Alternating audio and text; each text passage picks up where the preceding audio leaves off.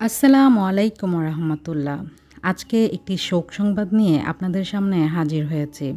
সবার প্রিয় সাবেক অর্থমন্ত্রী আব্দুল মাল আব্দুল মুহিত আমাদের মাঝে আর নেই। ইন্না লিল্লাহি ও ইন্না ইলাইহি রাজিউন। সাবেক অর্থমন্ত্রী সিলেটের এক আসনের সাবেক সংসদ আব্দুল মাল আব্দুল মুহিত আজকে রাত্রে ইন্তেকাল করেছেন। শনিবার ৩০ এপ্রিল রাত ১২টা ৫৬ ঢাকা ইউনাইটেড হাসপাতালে তিনি শেষ নিঃশ্বাস ত্যাগ করেন। মৃত্যুকালে তার বয়স হয়েছিল ৮৮ বছর।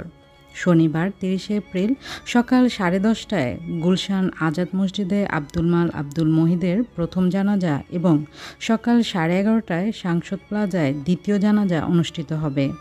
দুপুর ১২টায় ওনার মরদেহ সর্বস্তরের শ্রদ্ধা নিবেদনের জন্য শহীদ মিনারে নেওয়া হবে। এরপর দাফনের জন্য সাবেক এই অর্থমন্ত্রীর মরদেহ নেওয়া হবে সিলেটে। আমরা ওনার রুহের মাগফিরাত কামনা করি। আল্লাহ যেন এই ভালো মানুষটাকে জান্নাতুল ফেরদৌস দান করেন।